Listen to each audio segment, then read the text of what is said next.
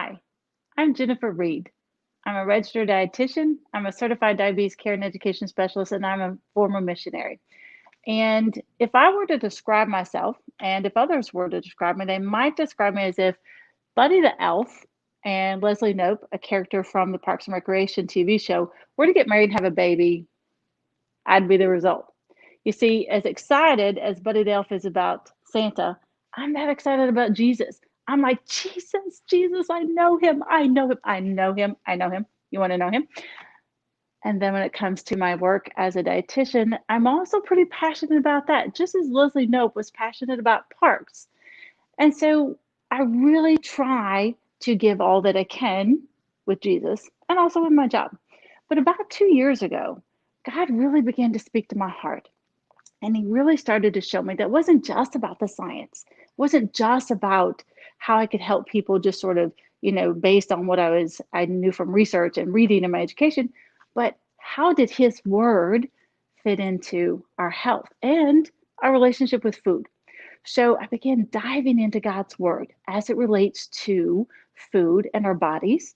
And I also became a nutrition research junkie. Yes, you might set up watching fun videos about cats. I would set up late at night, and I still do, looking at research, just combing through so I could know as much as possible and be as sound as possible. And so the results started to be pretty significant. So I started seeing transformations in my patients and how they related to the information that we were talking about. But it also started to transform me as an educator and someone who was counseling and helping people to make lifelong changes that were vital to their health. And so I would notice that I'd have women, even grown men, sitting across from me and crying because they couldn't believe how somebody was connecting the dots, connecting scripture with food and nutrition science to make more sense so that, we don't have to always worry about eat this, don't eat that. This food's good, this food's bad. But really, in God's eyes, all food is good, right? Okay, well, might have a couple exceptions, but for the most part, food is good. And so it's not that we can't eat, it's not that we couldn't eat. And so as I began to do all this research and I began to do this with my patients, I really started to think, well, maybe this is bigger, Lord, because what we see, what I see, and this is an observation, a general observation. It's not a judgment, it's not a blame and shame, it's just a general observation that maybe, just maybe, we, especially as godly women, have allowed the world to tell us who we are, that we should look this way, weigh this amount, and always have the right look. And we're faced with it every single day. Social media has kind of made us all, well, kind of like glamour shot junkies, right? Always looking for that best photo. I mean, honestly, some people have died on vacations trying to get the photo, right? So we're constantly looking for those likes, that satisfaction to fill that God shaped hole that every single one of us were born with. But it's a God shaped hole, not a donut hole, right? So nothing's going to fill that but Jesus and the Holy Spirit. So when I started looking at all of these things, because I'm like, well, wait a second. Food is cultural, it's social, it's spiritual, it's a lot of things, it's ethnic. There's so many things that food is that does not make it bad. We don't want to tell entire food groups, take entire food groups away from people. We're not going to tell everybody in Louisiana that red beans and rice Mondays are no longer going to happen, because that's probably not going to happen. So what we want to do is be healthy, and part of that is having a healthy relationship with food.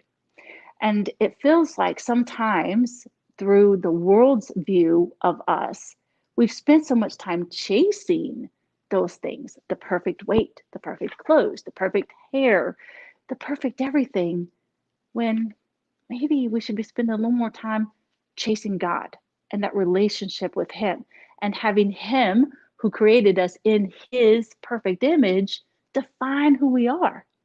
And they're helping us to really chase after our purpose, because the people that God has for us to help, they're hurting, they're lost, they're lonely. Some of them are hungry. and they don't care how we look. They only care that we care. And so I'm hoping you'll join me on this journey. And in just a few minutes, I'm going to bring in my absolutely amazingly beautiful friend, Ashley Burnett, and we're going to have a talk about the spiritual implications of our unhealthy relationship with food. Because as I tell my patients, we sometimes need that spiritual health checkup to go with that physical health checkup. But let's dive a little bit into some of the science and what does nutrition science and research actually say. So one of the things that leads us to an issue in America is, this weight stigma. I see it every day with my patients. So the social devaluation and denigration of people perceived to carry excess weight leads to prejudice, negative stereotyping, and discrimination towards those people. And so another way that we could look at this is weight discrimination has actually increased 66% for women in the last decade. So we actually experience more weight discrimination than even weight discrimination. And that leads to other issues. Okay, so here we go. The newest data from NHANES. 39.6% of adults and 18.5% of children aged 2 to 19, have obesity. So the State of Obesity report noted that these are the highest rates ever documented. Yet we have the most fad diets we've ever had. Every single day, there's a new fad diet. Yet we see obesity and diabetes rates increasing at alarming amounts. So maybe we might want to start to look at things a little bit differently. So one of the problems also is that in the medical community, the science community, we have what we call the BMI or the body mass index. You're probably all familiar with this because your doctor uses this to sort of assess your health status. But in 1972, when scientist Ansel Keys actually published several papers on the BMI and it began to gain popularity, that's when it really started to become, it overtook the Metropolitan Life Insurance heights and weights, which is what we had up until this point. But Keys stated that the BMI was meant to assess populations in epidemiological studies only, not individuals. So we now know that it's not 100% accurate. It's not an accurate picture, truly, of a person's health status, but it is free and it is easy, and it is still what we use to this day. So how has society changed, and could that also be playing a role? Well, Scott Cahan, director of the National Center for Weight and Wellness, stated this: in America, the unhealthiest foods are the tastiest foods, the cheapest foods, the largest portion foods, and the most available foods and the most fun foods. Now, I'm going to disagree a little bit there because I know some really fun foods that would not be in that category, but I'm a little weird like that. I kind of like some of those healthier foods. But anyway, so on top of that, we have the busiest lives that we've ever had. So often I find people are skipping meals, sometimes skipping 2 meals a day, only getting 1 meal a day, or they're going through the drive all the time because we don't have time always to cook. We're not spending much time in the kitchens. Our stress levels are at an all-time high. And that was prior to this pandemic, right? So we're leading very stressful, very busy lives. If you have children, sometimes, they're in 5, 10, 15, 20 different sports. So we're not even cooking as much. We're not sitting down at the table as much. So our lives are so different and so stressful and so hectic that that's got to also be playing a role. We cannot just say, in fact, let's just resolve this right here and now. Bread and potatoes did not cause our issues in America. I hate to hurt anybody's feelings because we've been on that bandwagon for a long time and it felt good to say that potato caused all of my problems. Well, maybe not. And we're going to look at that in just a minute. So society has changed and it has made things more difficult for us to actually just eat healthy regular meals. Okay. So the USDA also reports that food consumption, calories, individual calories per person increased 20% from 1980 to 2000. And that was partially also in thanks to meat consumption, not just carbohydrates. But look at that drink. There was almost a 500% increase in the calories that we were getting from those drinks. I mean, it's really easy, and it psychologically does something for us when we can go through McDonald's and get this large sweet tea for only $1. Psychologically, I'm saying it, that's a good deal. But that good deal has been costing us in the way of our health. So we have to sort of get back to some normal thought process when it comes to portions. So Tracy Mann. So let's look at, okay, well, what about diets? Because we do have so many diets. But there's a vicious cycle that is coming or does come with dieting. There are actual biological changes that take place in our bodies that don't always promote the best weight or the healthiest weight. Okay, so yes, agreed. We all agree. Any diet, even the craziest of diets, can promote weight loss.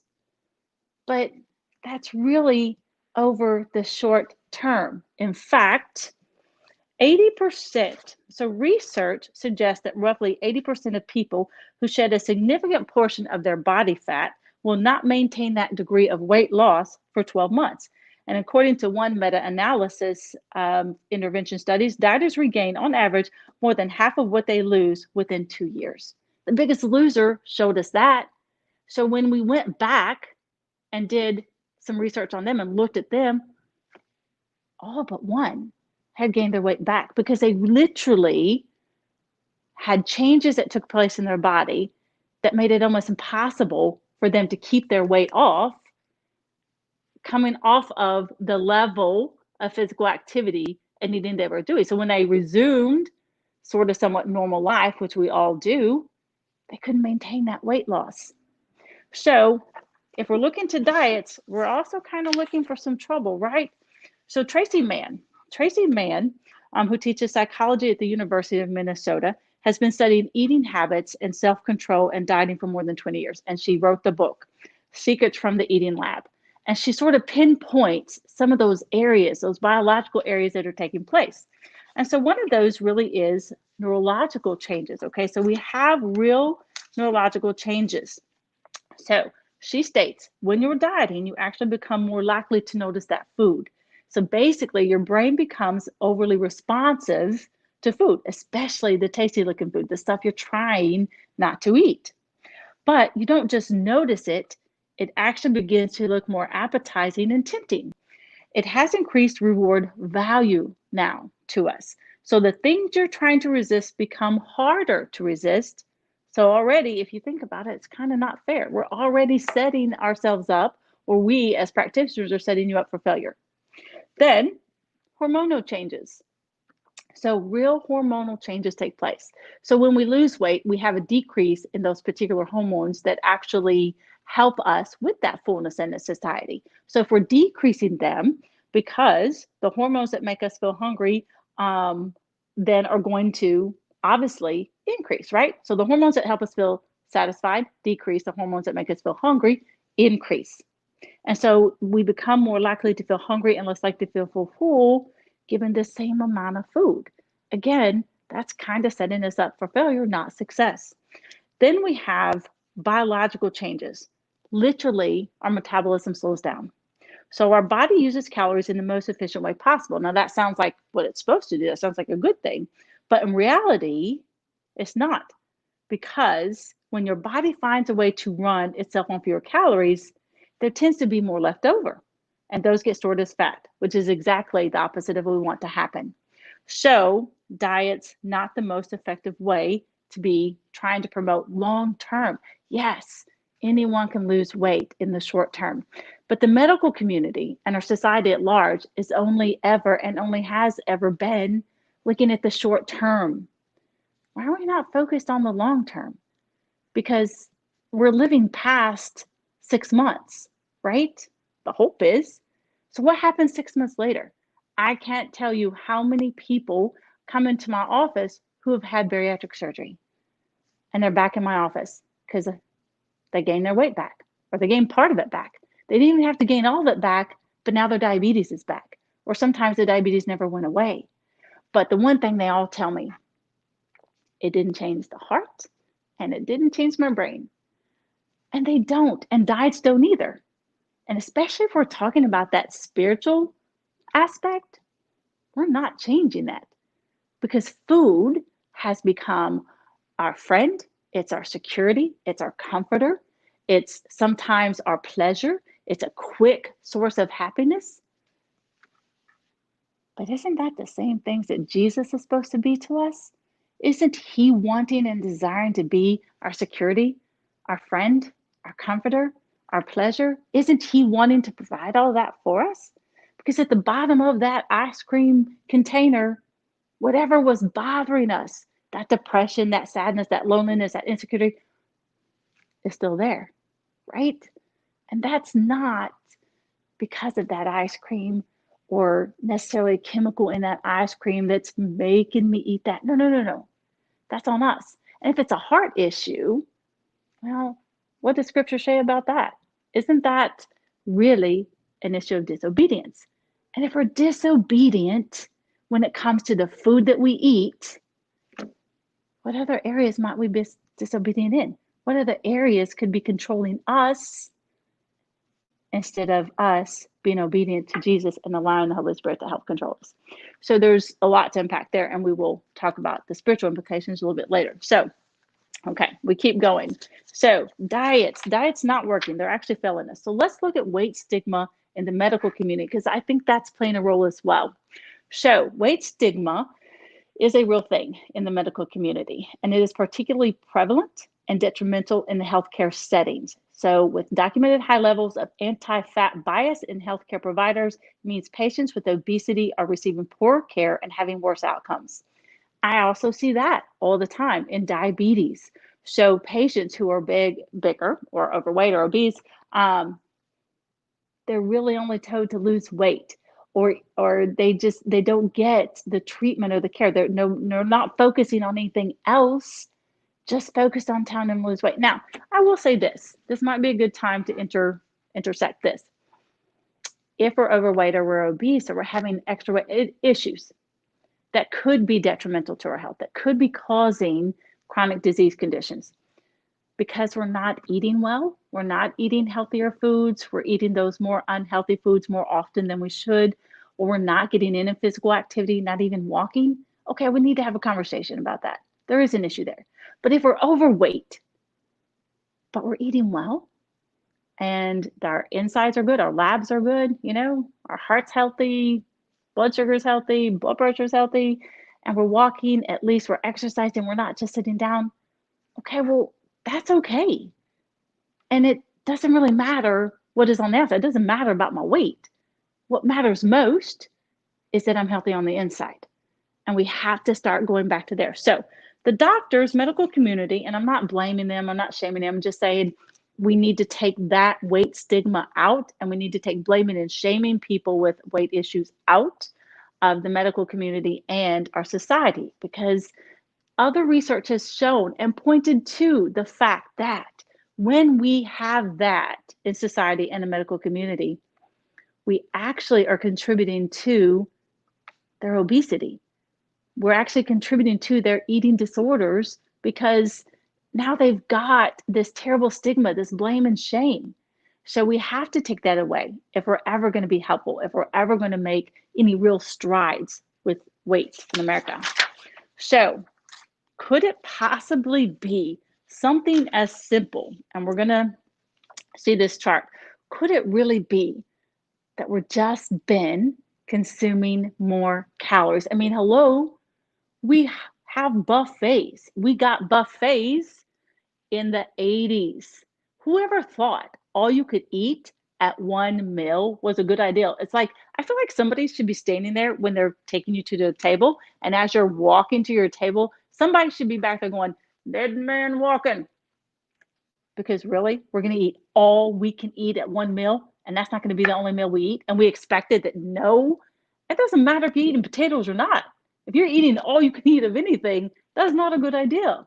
So we could just be talking about the fact that we take in more calories than we burn. So is it possible to have health at every size and health for all people? Sure. But again, it starts with being healthy on the inside. If we just focused on the health of a person on the inside and stopped always looking at the outside of a person and their weight, then we might actually be getting somewhere in America. Because honestly, diabetes and obesity are on the rise. Showed that earlier. And chronic diseases related to diabetes are on the rise. They're not going down. So we got to find a better way to be healthier all over. And so one of my favorite people to follow is a guy named Kevin Hall. Okay, so the problem is that saying that is not fun, it's not exciting, it's not hip, it's not cool, it's not exotic like saying it's because of my microbiome that I'm overweight. In reality, even the insulin hypothesis has not been proven. Kevin Hall, who is over the Diabetes and Digestive and Kidney Disease National Institute, actually tested that. And he found it really doesn't work that way. It's very minimal. Any impact on carbohydrates and our insulin and that whole cycle that people thought would just keep us overeating, very minimal. And don't you think that by now, if we had had one way to break down or pick apart or add this, add that to those micronutrients, we'd have found it by now. We'd have found that successful algorithm that works for all people for all time, but we haven't. So maybe instead, we need to look at what's normal. So instead of looking for a new diet, a new fad, what if we just concentrated on redefining normal? Normal in our brains, normal on our plates, normal in our society. Because right now, large portions everywhere, large food, just all of that is everywhere, and that is what we see as normal. But we can't ever get there if we can't all agree, and that includes the medical community and all of us, on the fact that we need to redefine normal and not just keep reaching for fads. So let's bring in Ashley for a quick conversation. My beautiful friend Ashley.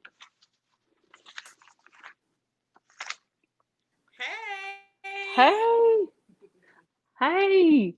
So I just wanted to get your opinion because you and I talk all the time. Ashley and I talk all the time during work. Like if I need a word of encouragement, if I need a laugh, if I need something, I go to Ashley.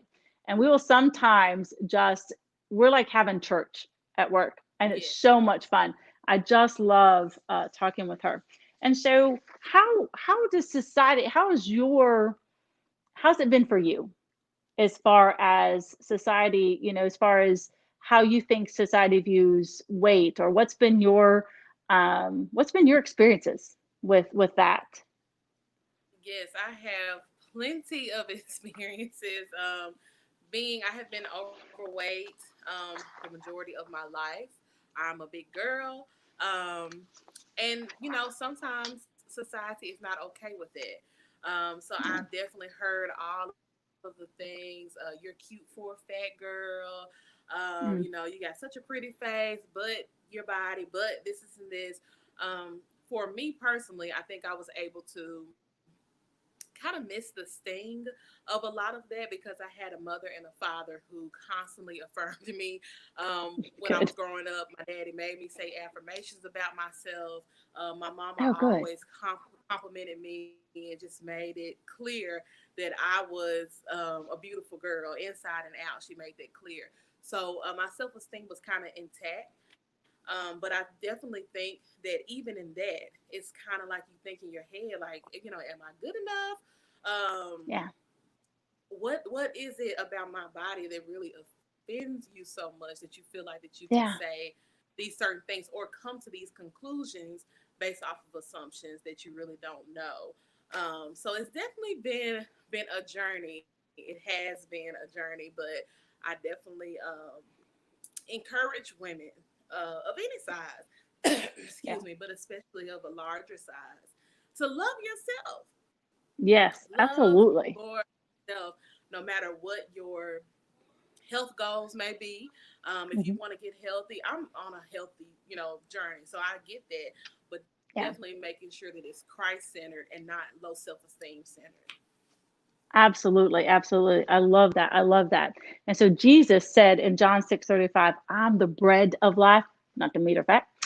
Whoever comes to me will never go hungry, and whoever believes in me will never be thirsty.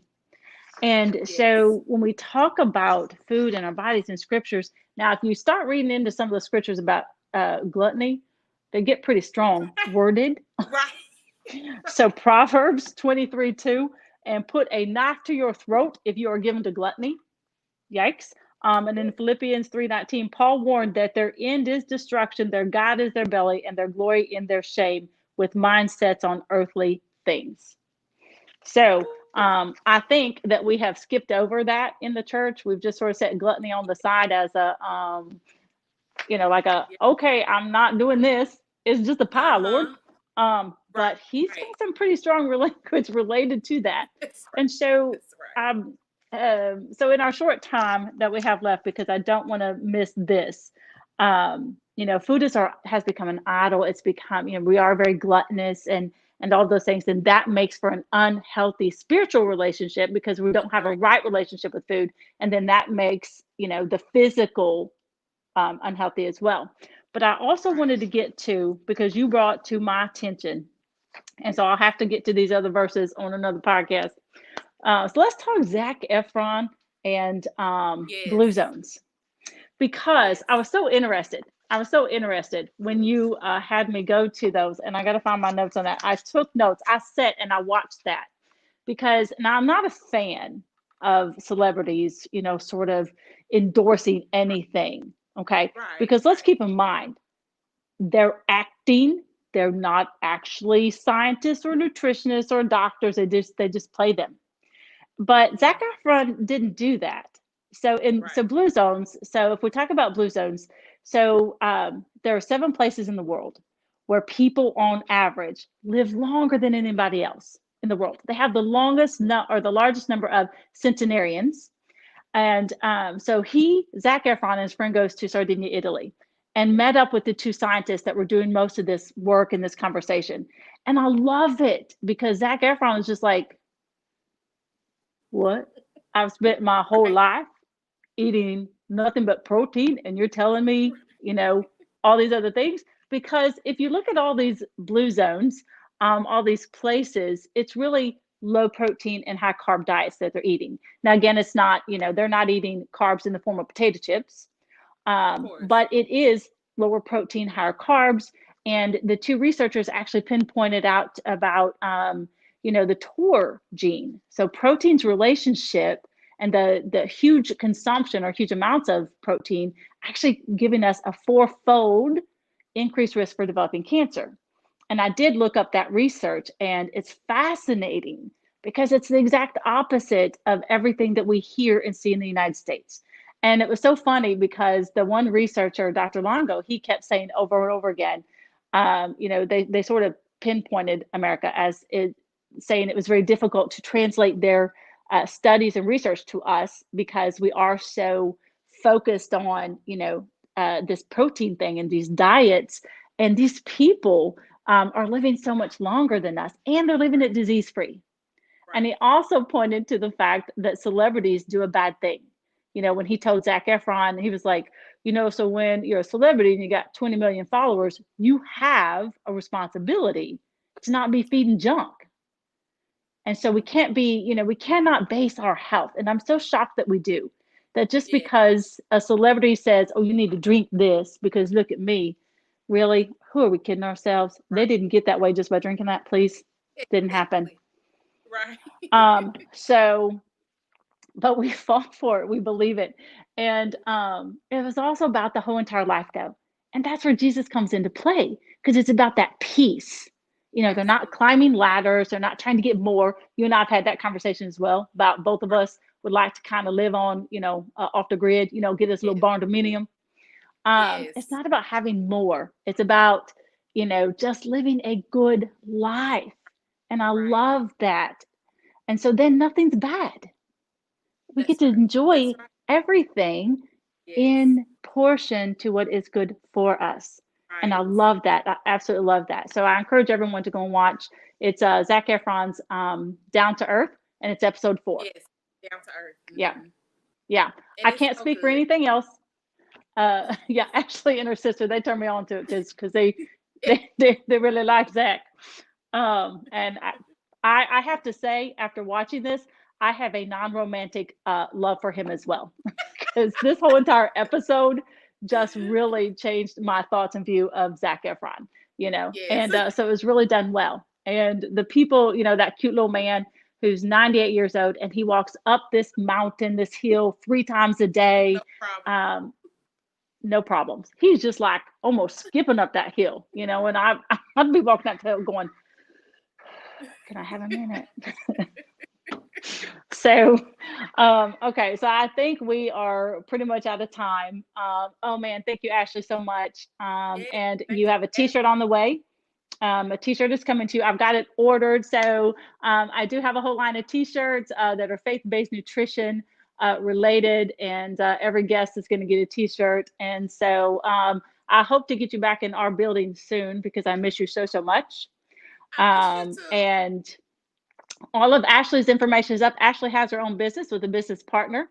It's Saved Sassiness. It's a nonprofit. So go and check out her information. That's available on the website as well.